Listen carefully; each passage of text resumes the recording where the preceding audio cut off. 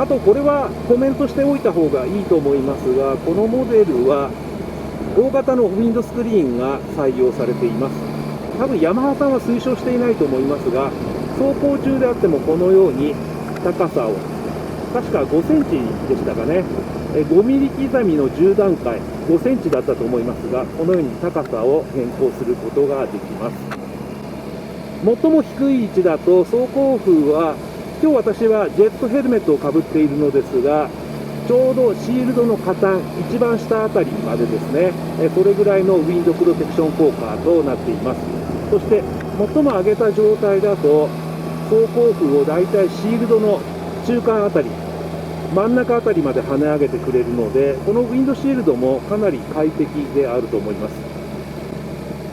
大型のウィンドシールドもオプションで設定されているようですが、個人的にはその必要性はあまり感じないですね。このウィンドシールドでもう十分といった感じがします。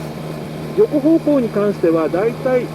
肩ぐらいから走行風を感じ始めるという感じなので、ライダーの上半身はほぼほぼこのスクリーンがもたらすウィンドプロテクションの中に入っているといった感じです。また今日はですね、このモデルでどうしてもお見せしたいものがあるので、もうあとちょっとだけ試乗を続けたいと思います。それでは先ほどまで走っていた峠道、今時刻は6時17分なんですが、このモデルに搭載されているコーナリングライトの性能を確認してみたいと思います。このモデル、ライトの構成がちょっと変わっていて、本来ヘッドライトの位置にあるのは実はコーナリングライトというものなんですよね。で、本来のヘッドライトはどこにあるのかというと、そのちょっと下の位置、フロントカウルの両サイドに設置されているのがヘッドライトという構成になっています。で、コーナリングライトというのは6軸の管制センサー IMU からの情報をもとに、車体がバンクしているとき、そのイン側を明るく照らすような、そういったライトとなっています。ヘッドライト、ロービームの場合は片側のみ点灯、そしてハイビームにすると両側が点灯ということで、ハイビームにするとかなり明るいですね。これがロービーム、そしてハイビーム、はい、そして次のコーナーが左コーナーなので、左側が、はい、今パッと明るくなったのが映っているといいんですけどね。そしてまた左コーナー、はい、左がねパッとこう明るくなりました。そしてこのコーナリングライトですが、バンク角に応じて明るさが徐々に変化するということなんですけれども、この辺りはどうでしょうかね。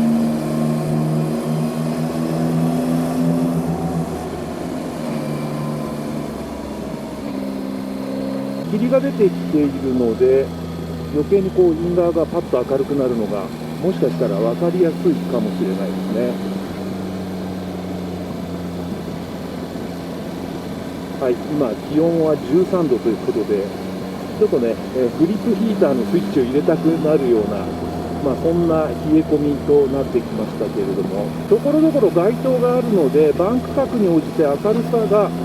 変化するところまではちょっと分かりにくいんですが、いずれにしてもね、かなり明るいな。特にね、曲がる方向が明るくなるというのは、このようにカウルにヘッドライトがマウントされているバイクの場合は本当にありがたいですね。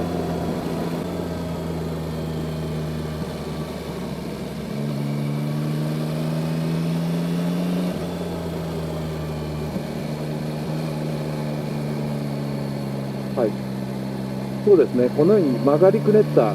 エリアだとコーナリングライトの効果もより実感しやすいですね。ヘッドライトと同等の明るさというわけではありませんが、それでも自分が曲がっていく方向の路面状況がかなりよくわかるといった印象です。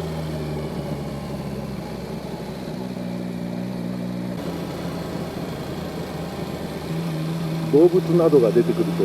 危険なので、ちょっとゆっくり走っていますが、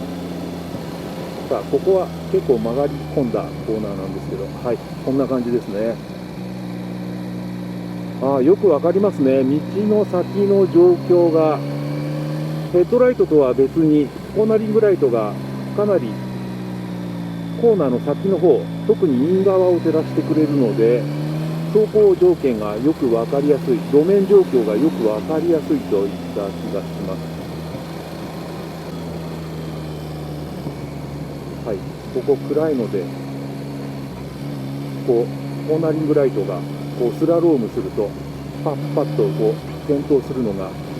くわかるんじゃないかと思います。はい、それではね U ターンしたいと思います。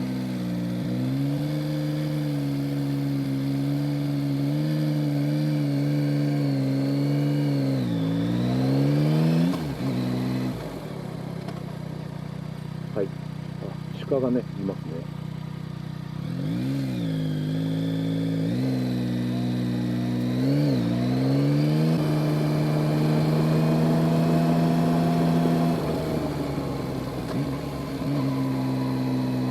特にこのように回り込んだコーナーだと、このコーナリングライトがあるのとないのとでは全然違うなという感じがしますね。実際のライダーの見え方としては、そのヘッドライトの照射している範囲がふわっと拡張されるような、そんな感じの見え方ですね。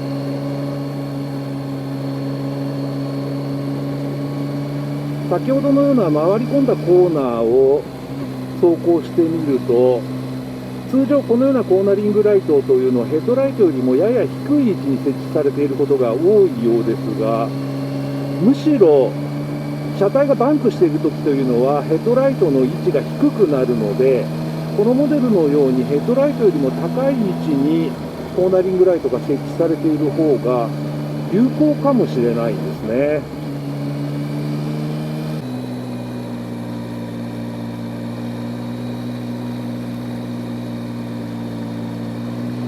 ここも回り込んでいますけれども、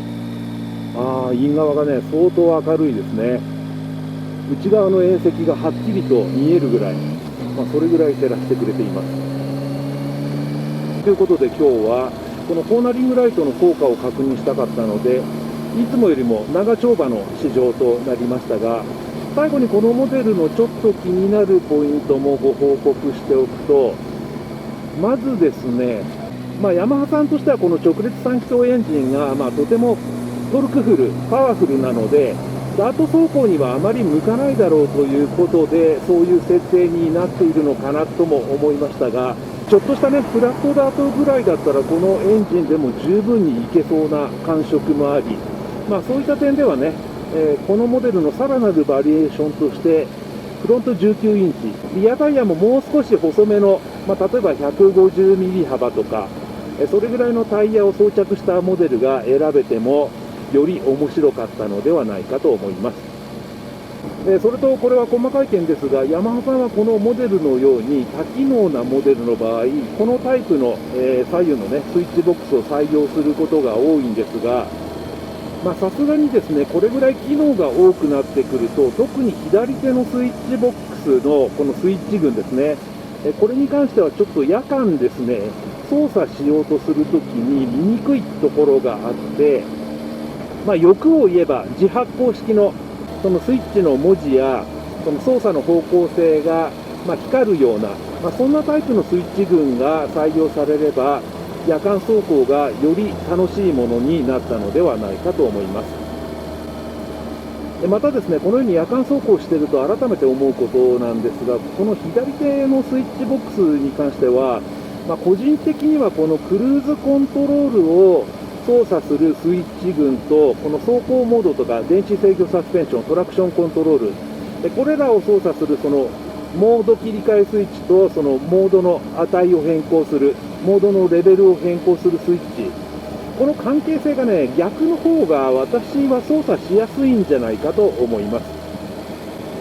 というのは先日もこのモデルで夜の高速道路を走る機会があったんですが、街灯が少ないエリアだとこのクルーズコントロールの速度調節のスイッチが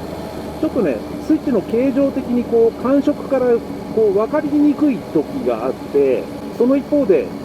モード切り替えスイッチの方はかなりスイッチの山も高くて、しかもですねスイッチボックスの上の方についているので、夜間でも手探りで操作しやすいんですよね。なので、このスイッチの配置に関しては、もしかしたらその安全上の何らかの理由で、このようになっているのかもしれませんが、スイッチの配置は逆の方が使いやすいのではないかと思いました。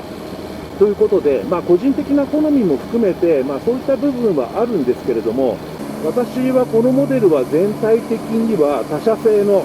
例えばアドベンチャーモデルなどと比較しても、相当競争力があるというか、はっきり言ってしまうとコスパが高いモデルなのではないかと思います。またね、